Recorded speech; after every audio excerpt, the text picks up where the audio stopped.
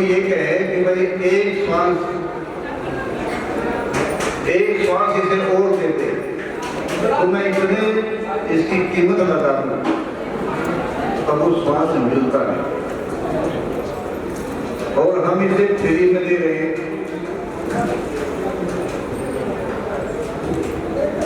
देखिए, कोई आदमी कमाता है 10,000 कमाता है, 50,000 कमाता है, 1 लाख कमाता है, उसका हिसाब रखता है कि इतने पैसे मैंने अपने घर खर्च में करने हैं और इतने पैसे मैं बकाया मुझे जमा करता हूँ ताकि आगे आने वाले समय में मैं मकान बना सकूँ, मैं विवाह शादी कर सकूँ। अगर एक भी पैसा बर्बाद नहीं करता तो हमें जो ये पूंजी मिली है, हमारी जो उम्र है, कोई आदमी 100 साल लेके आया है, कोई आदमी 50 साल लेके आया है, तो यही तो हमारी पूंजी है। हमारे पास श्वास की पूंजी है तो हम जो है सारे काम करते हैं। अगर हमारे पास पूंजी खत्म हो गई तो हम कुछ भी नहीं करते।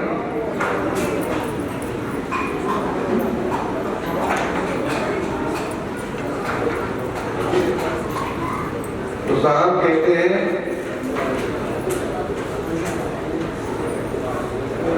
कि श्वास श्वास पर नाम ले, एक एक श्वास पर, श्वास श्वास पर नाम ले, बिरता श्वास मत खोए, ना जाने इस श्वास को आमन हो।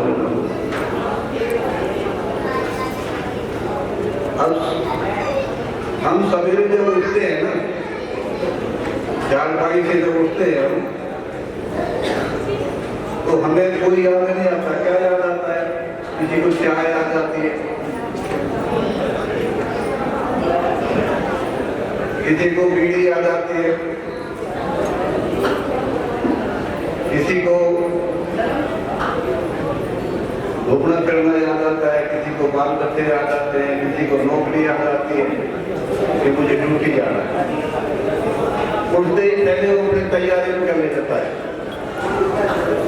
अपना निर्विघ्न होकर के, नहा धो करके, और जो जहां काम करना चला जाता है। परमात्मा से कोई लेना देना नहीं।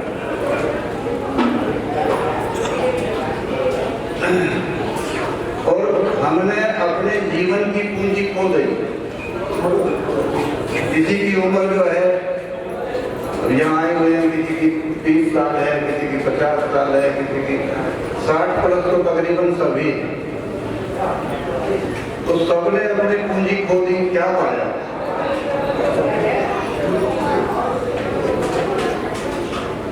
इस पूंजी में जो हमने खोई है,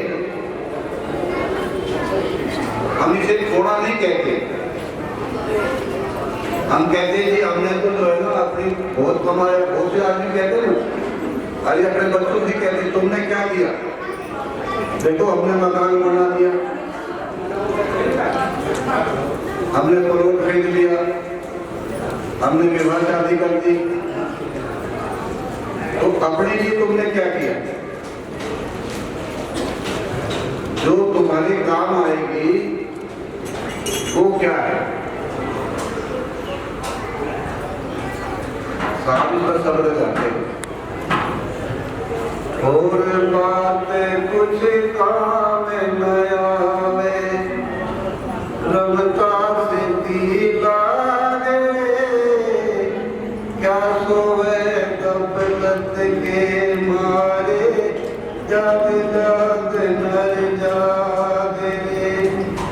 साहब कहते हैं अभी हम सोए हुए हैं, बेशक हमारी आंख खुली हुई है, लेकिन हम अपनी सुर्ती हमारी सोई हुई।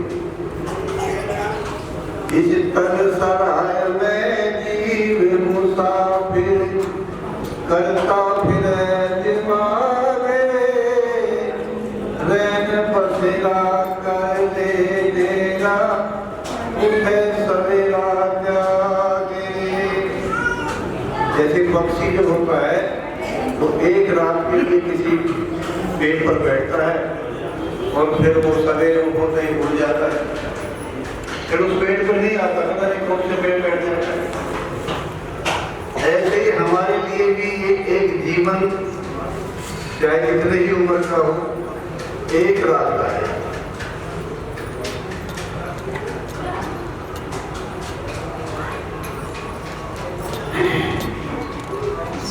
तो इस साहब हमें समझाते हैं कि और बात कुछ काम ना हो, और तुम्हारी कोई बात काम नहीं आ,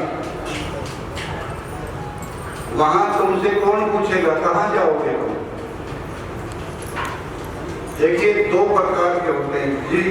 जो आदमी संसारिक होता है, जिसमें संसार की इच्छा होती है, उसे धर्मराज के यहाँ जाना है, और जो गुरु की भक्ति करता है उसे धर्मराज के यहाँ नहीं जाना होगा। ये तो स्वाभाव स्वयं कहते हैं,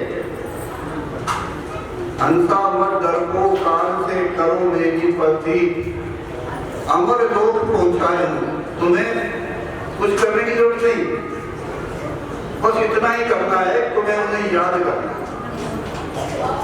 श्वास श्वास करना, श्वास श्वास पर ऐसा नहीं बोलना भी है। कहते हैं बिन मुखड़ा से जप करो, मुखड़ा मुख से नहीं बोलना, तो लोग में सतनाम सतनाम सतनाम राम नाम ऐसे नहीं, बिन मुखड़ा से जप करो नहीं जीव डुलाओ, सूरत उलट ऊपर करो। ऊपर का मतलब होता है संसार से बिल्कुल ऊपर हो जाओ। हमारी सुरती संसार में देखिए सबको पता है, हमारी जो बुद्धि है ना वो हमारे मस्तक में होती है, जहाँ हम तिलक लगाते हैं। और ये कई लोग कहते हैं ना टुकड़ा ऊंधी खोपड़ी का है, यानी तेरी सुरती जो है ना उल्टी है, तुम्हारी सुरती इंद्रियों में फंसी हुई है। अब 24 घंटा जो हमारी ये इंद्रिय जिसको हम कहते हैं ज्ञान इंद्रिय या कर्म इंद्रिय, हम इन्हीं में लगे रहते हैं।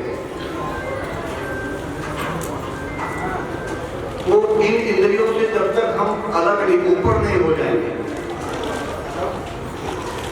नो दरवाजे बंद करो, तस्वीर ध्यान लगाए, बजर की वाड़ी जब खुले जब सत्सुर करेगा। अभी तो लोग बजर के दरवाजे लगे हुए हैं, वो तुमसे नहीं खुल पाते और तुम खोलना भी नहीं चाहते। कोई ऐसा व्यक्ति हो जो ये कहता हो कि मैं जो है 2 घंटे बैठता हूँ, रोजाना भजन में बैठता हूँ, आप किसी के दरवाजे पे जाके खड़े होंगे तो कभी तो उनको सुनेगी कि दरवाजे पे खड़ा है। आप एक दिन खड़े रहो, 2 दिन खड़े रहो, आखिर में तो घर के मालिक बाहर आएंगे, अभी तो क्यों खड़ा है, क्या मांगता है। तो द्वारे धड़ी के पड़े रहो, धक्के धड़ी के खाओ, कभी तो उनको जो है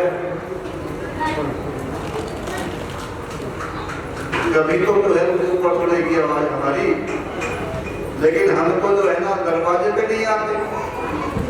दरवाजे पे तो आने की बहुत बात है, हमको ये साहब का दरबार है जहाँ आकर भी हमारी सुरती मौज मस्ती में है। यहाँ आकर भी हम देख रहे, देखिए कबीर पंथ में एक नारियल जलाते हैं और इसका बहुत बड़ा भेद है।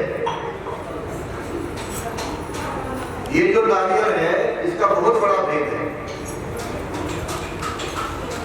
जब निरंजन भगवान ने, जिसको हम कहते हैं, उन्होंने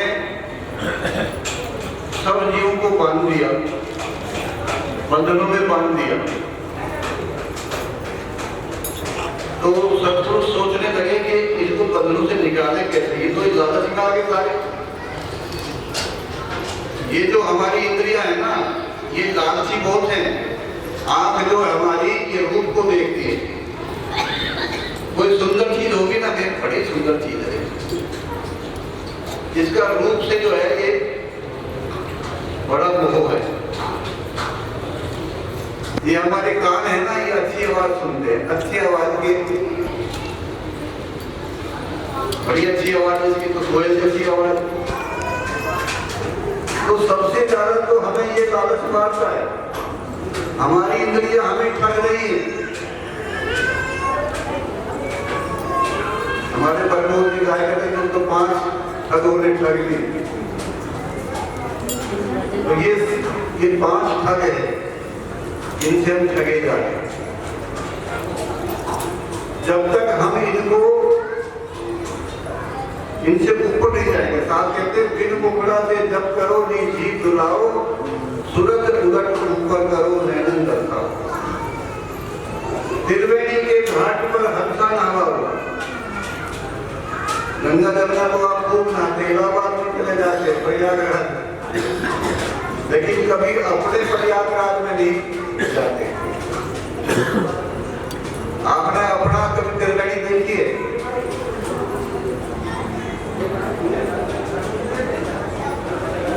कोई है ऐसा जो कहता है त्रिवेणी पे गया हुआ?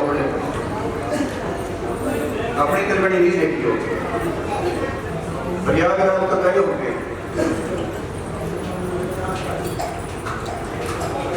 तो जब ये निरंजन ने जो है बंधन में बांध लिए, कोई अजामुनि नाम के संत थे। उन्होंने साहब से प्रार्थना करी, साहब ये कार्य, ये सेवा मुझे दे दीजिए, ये सेवा मुझे दे दीजिए। तो भाई तुम कैसे करोगे? कि निरंजन ने शब्द रखी कि जी मुझे जो है 1 लाख जीव मुझे नित्य चाहिए। मैं 1 लाख जीवों को खाता हूँ, 1.25 लाख पैदा करता हूँ। तो ये अजामुनि नारियल बन गया।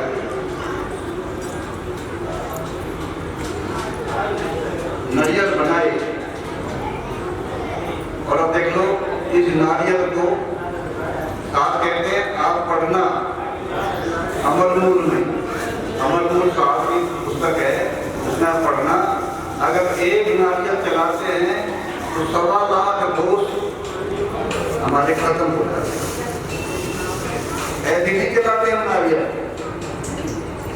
अब बहुत से अन्य जो पंथ है उनको जाकर तो पता ही नहीं। मैं देखने जब बात कर रहा था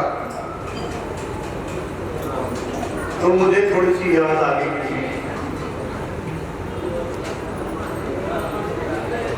मैं इस बात को बता रहा था कि देखिए ऐसे जीव होते हैं वो कि बिरले होते हैं, और साहब को हंसों की जरूरत है।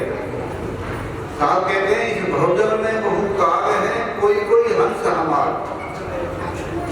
कहें कबीर धर्मदास से, उन्होंने किसी से और से नहीं कहा कबीर साहब ने, केवल कबीर साहब ने कहा। कहें कबीर धर्मदास से तुम उन्हें उतार पार, उन्हें मतलब जो हंस है। अब हम हंस कब बनेंगे? अगले जन्म में।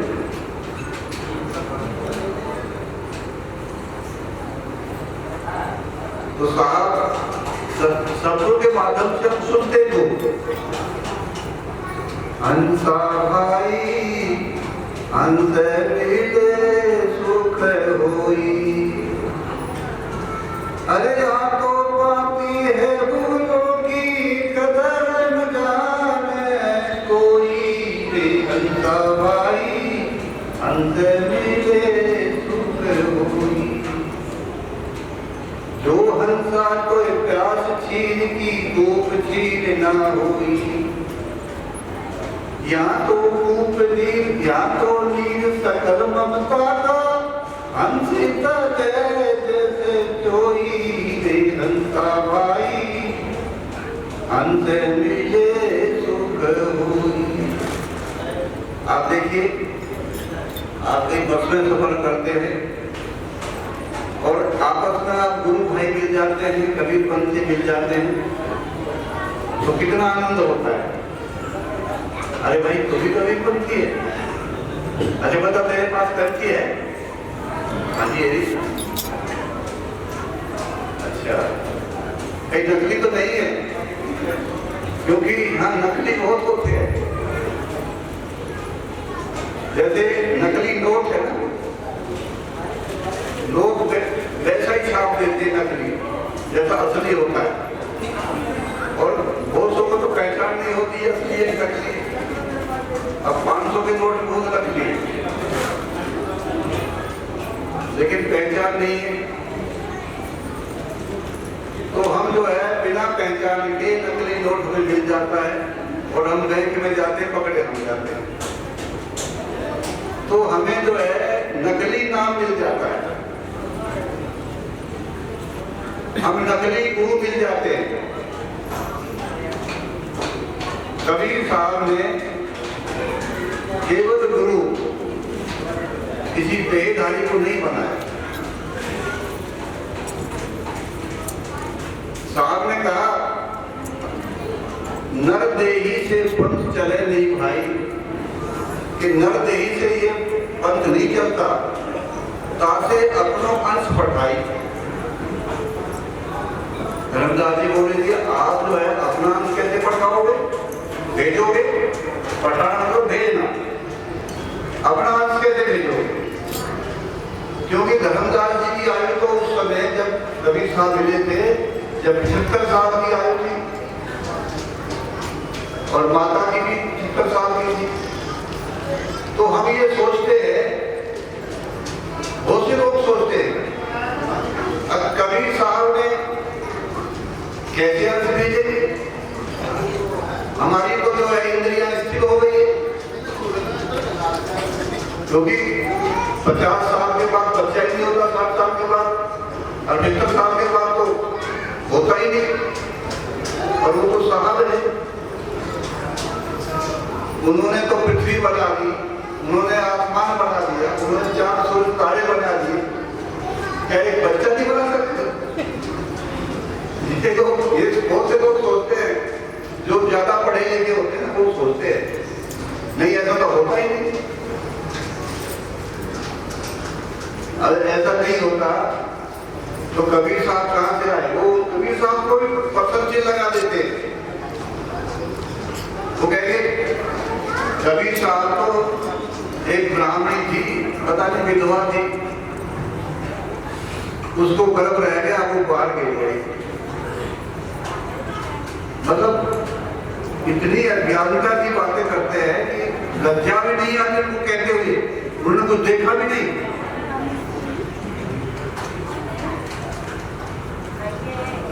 तो ये कबीर साहब ने धर्मदास को ढूंढ करके और कहा कि देख धर्मदास अब मैं अपना अंश भेज रहा हूं। तो धर्मदास जी को